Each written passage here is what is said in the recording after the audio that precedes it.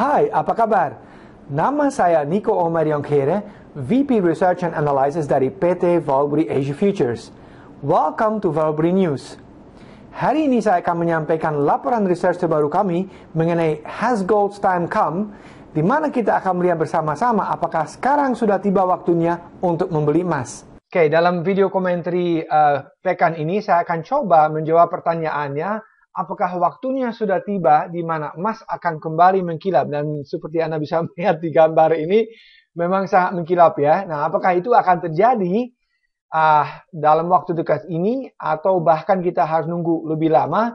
Mari kita lihat saja faktor apa yang paling dominan yang akan menggerakkan harga emas ke depannya. Nah, saya yakin Anda pasti sudah tahu faktor yang paling dominan selama ini tentunya adalah US dollar. Dan kalau kita melihat memang juga di slide ini jelas terlihat bahwa US dollar pada saat ini mencapai tingkat atau level tertingginya dalam 13 tahun terakhir ini.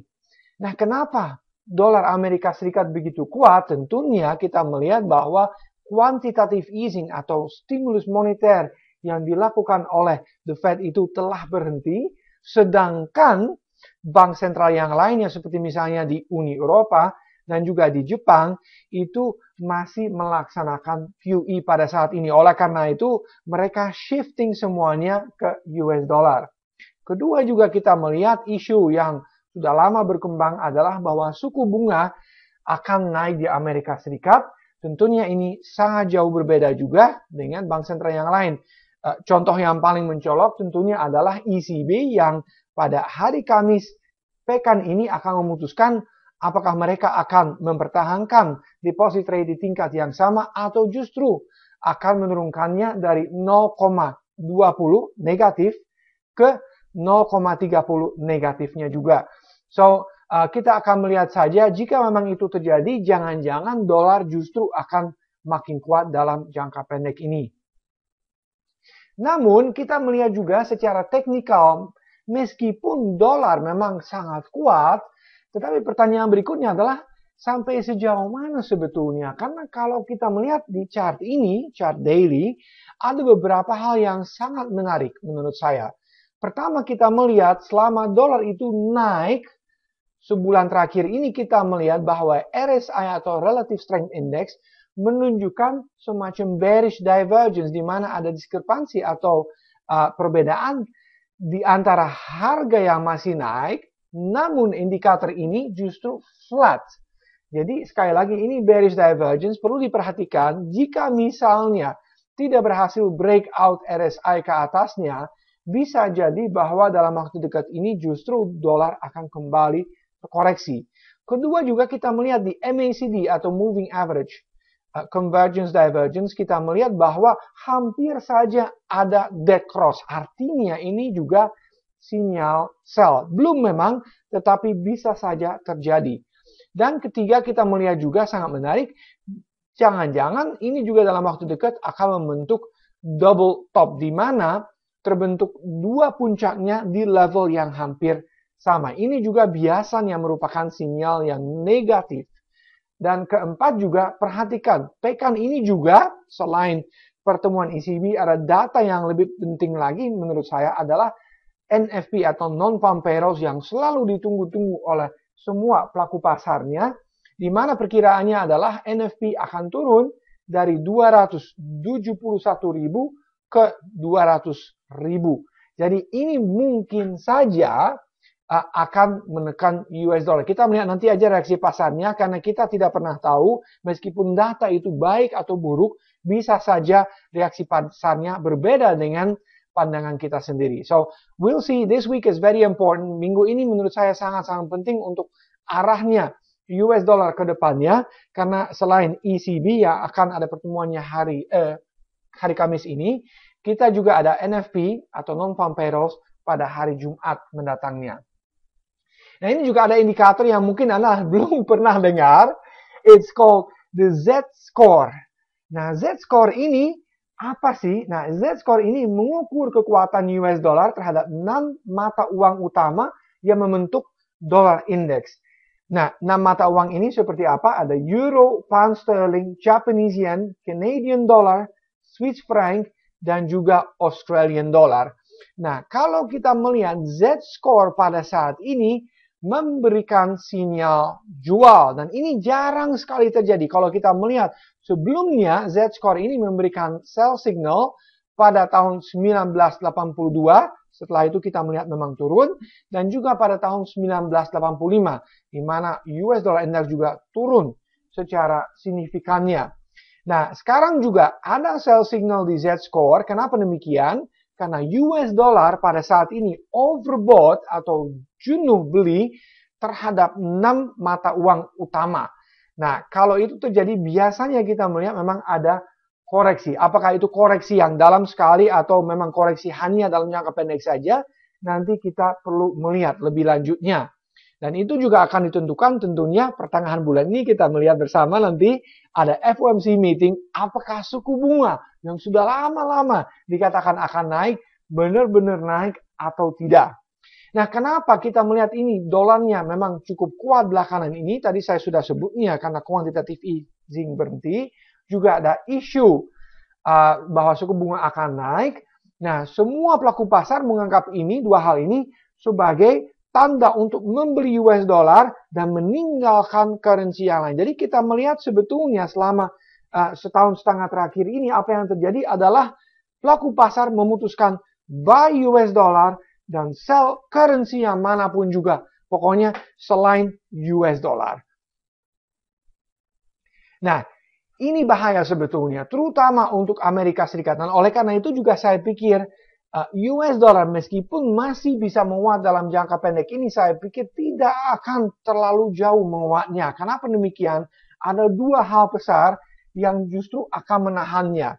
Nah, kita melihat ketika perusahaan di Amerika Serikat merilis pendapatan mereka, dari 23 perusahaan yang ditanyai, apakah faktor yang paling dominan menekan pendapatan Anda? 18 diantaranya mengatakan sebetulnya strong dollar itu menekan pendapatan kita. Kalau kita melihat. Sedangkan kalau misalnya kenaikan suku bunga, gejolak yang terjadi di Timur Tengah dan juga cuaca, mereka mengatakan sama sekali itu tidak mempengaruhi pendapatan kita. So, kesimpulan adalah kalau misalnya US dollar yang sangat kuat ini menekan laba bersih perusahaan, pada akhirnya itu akan mengakibatkan harga saham juga tertekan, bursa saham yang turun, dan ekonomi pun akan turun. Dan ini satu hal yang sangat tidak diharapkan oleh pemerintah di Amerika Serikat. Kedua, kita melihat juga US dollar yang sangat kuat tentunya menekan harga komoditas.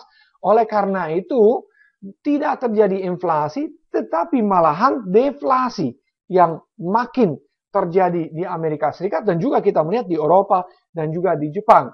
Oleh karena itu, dua hal ini, ekonomi yang turun dan deflasi yang makin jadi-jadi, akan cenderung menahan The Fed untuk menaikkan suku bunga terlalu jauh.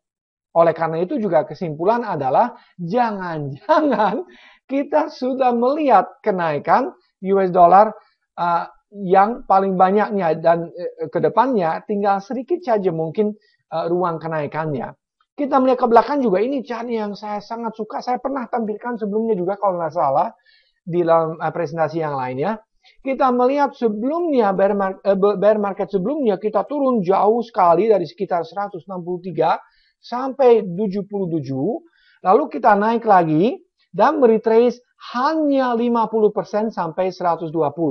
Lalu kita turun lagi sampai sekitar 2008 dan sekarang naik lagi selama 78 tahun terakhir ini dan telah meretrace 62%. Nah, kalau kita melihat ke belakang, sebelumnya hanya meretrace 50%, sekarang sudah meretrace 62%. Oleh karena itu juga kesimpulan jangan-jangan upside-nya sudah sangat terbatas dan ke depannya kita akan turun kembali. Nah, ini jelas sekali kan. Tadi saya mengatakan faktor yang dominan untuk gold itu dolar pada saat ini. Dan kita melihat memang ada semacam simetri. Di mana kalau dolar itu naik, gold itu turun. Tetapi ada sesuatu yang menarik sekali di saat ini. Coba memperhatikan dengan seksama. Kita melihat penurunan yang paling besar terjadi di sini. Pertengahan tahun 2013 sampai pertengahan tahun 2014. Maaf, koreksi, 2012 sampai 2013 ya, kita melihat di sini ya. Nah, artinya dia mendahulukan penguatan dolar AS yang terjadi setelah penurunan emas. Oleh karena itu juga saya pikir penurunan emas yang kita melihat pada saat ini mungkin sudah mendahulukan kenaikan yang kita melihat pada saat ini juga. Oleh karena itu juga saya pikir downside untuk emas itu sudah cenderung terbatas dan kita tidak akan melihat downside yang banyak lagi. Nah, di sini juga kita melihat short term chartnya, daily chart. Kita melihat juga ada beberapa sinyal yang sangat menarik. Kita melihat pada saat ini kita melihat emas sangat oversold di relative strength index. Dan kalau Anda melihat dengan seksama, Anda melihat harga emas turun, namun RSI sudah mulai naik lagi. Jadi ini sinyal bullish divergence dalam jangka pendeknya. Kedua, kita melihat juga gold dalam jangka pendek juga kemungkinan besar akan membentuk golden cross atau buy signal. Dan ketiga, kalau kita melihat kalau misalnya emas kembali naik, kita melihat target yang pertama adalah support sebelumnya yang sekarang akan menjadi resistance di sekitar 1100. Jadi sekali lagi kita melihat ada ancang-ancang harga emas mau naik lagi karena ada bullish divergence di relative strength index dan juga kemungkinan akan terjadi golden cross di MACD. Lalu kita melihat juga chartnya sedikit lebih panjang, kita melihat 10 years of gold. Nah, kita melihat garis-garis ini yang sebelumnya merupakan resistance tahun 2008 dan 2009 di sekitar 1000 sampai 1050, sekarang kemungkinan akan menjadi supportnya. Nah, sekali lagi ini juga menunjukkan bahwa oleh karena itu downside-nya relatif terbatas ya. Ada juga orang mengatakan sebetulnya zona ini sekitar 980 sampai 1030, while it's almost the same, ya boleh dikatakan di antara 980 sampai 1050 ada support yang sangat kuat pada saat ini. Nah, ini juga terbukti lagi di chart berikutnya di mana kita melihat ada pola, mungkin Anda melihat atau tidak, head and shoulders yang sebelumnya terbentuk dari akhir 2014 sampai pertengahan 2015. Kita melihat left shoulder di sini, bahu kiri, lalu diikuti oleh head atau kepala di sini, dan juga ada bahu kanannya. Nah, setelah itu kita melihat neckline-nya di sini dipecahkan, dan targetnya dari pola ini adalah 990. Sekali lagi kita melihat di zona tadi, zona support di antara 980 sampai 1050. Lalu, kalau kita melihat sentimennya, ini juga sangat-sangat penting, saya sudah sering tampilkannya, the COT report atau Commitment of Traders report, di mana kita selalu harus memperhatikan apa yang dilakukan sama commercials atau the big bullion banks atau the big traders yang selalu benar dan jangan pernah coba melawan mereka karena Anda pasti akan menderita kerugian. Nah, kita melihat sebelumnya juga di sini mereka menambah posisi short dan ternyata harga emas memang turun cepat sekali, dan sekarang kita melihat mereka justru mengurangi posisi short dengan cepat sekali, di mana tadinya mereka cuma bullish 31%, dalam sebulan mereka menaikkan posisi bullish mereka sampai 46%. So, ini juga menguatkan prediksi saya bahwa kemungkinan dalam jangka pendek ini kita justru akan naik dan tidak turun lagi untuk harga emas. Nah, ini sekali lagi juga chart terakhirnya untuk emas, kita melihat weekly chart, ini juga terbentuk pola falling wedge. Nah, falling wedge ini implikasinya adalah bullish ketika resistance dari pola ini dipecahkan. Nah, kalau kita melihat sekarang, resistance dari falling wedge ini sekarang sekitar di 1200. Perhatikan, ini level yang sangat penting. Jika misalnya ke depannya kita bisa memecahkan 1200, saya pikir baru saya akan benar-benar menjadi bullish. Untuk saat ini tentunya kita melihat the big picture is bearish, tetapi banyak sinyal dalam jangka pendek ini menunjukkan bahwa kemungkinan ada upside dalam jangka pendeknya dan jangan-jangan dia bisa memecahkan level 1200 dan kembali menjadi bullish. Nah, ini juga kita melihat dalam setahun terakhir ini juga ada sinyal bullish divergence, ini juga menunjukkan bahwa kemungkinan downside-nya sangat-sangat terbatas. Meskipun masih bisa terjadi, tetapi sekali lagi sangat-sangat terbatas. So, conclusion, saya yakin juga Anda sudah pasti tahu apa kesimpulan dari video commentary ini adalah bahwa kita melihat gold dan silver benar-benar dibuang oleh investor. Kita melihat gold misalnya dalam 4 tahun terakhir ini turun sekitar 50% dan bahkan silver turun 75%. Nah, kalau misalnya ada ibu-ibu yang nonton video ini, saya yakin Anda pasti tahu apa yang saya maksudkan. Kalau misalnya diskon besar, baju-baju, tas, sepatu, atau apapun juga barangnya, biasanya orang sangat tergiur untuk membelinya. Ya, apalagi kalau misalnya diskon 50-70%. Nah, ini juga sebetulnya harus berlaku untuk emas dan juga peraknya. Kalau kita melihat, memang tadi kita melihat supportnya di antara 980 sampai 1050, downside-nya memang sangat terbatas, harusnya kita itu berani membelinya. Apalagi dengan pertimbangan bahwa upside-nya itu luar biasa besarnya. Saya dulu juga pernah menyampaikan target saya untuk emas untuk sementara waktu adalah 8.000 US dollar per troy ounce, dan untuk silver setidaknya 350 hingga 500 US dollar per troy ounce. Jadi untuk merangkum kembali, kita tadi melihat di beberapa grafiknya bahwa dolarnya kemungkinan besar dalam beberapa pekan bahkan bulan ke depannya akan mencapai puncaknya. Dan juga sebaliknya, gold menurut saya downside-nya adalah sangat terbatas. Kita melihat supportnya tadi di sekitar 980 sampai 1050 US dollar per troy ounce. Oleh karena itu, saya merasa bahwa pelaku pasar di pasar emas, kalau misalnya Anda trading emas, harus siap-siap untuk membeli emas dengan stop loss yang masih cenderung ketat, tetapi dengan upside-nya yang luar biasa besarnya. Tadi saya katakan juga, upside-nya bisa ribuan dolar per troy ounce-nya. Sekian dari saya untuk saat ini. Sampai jumpa di video komentar berikutnya.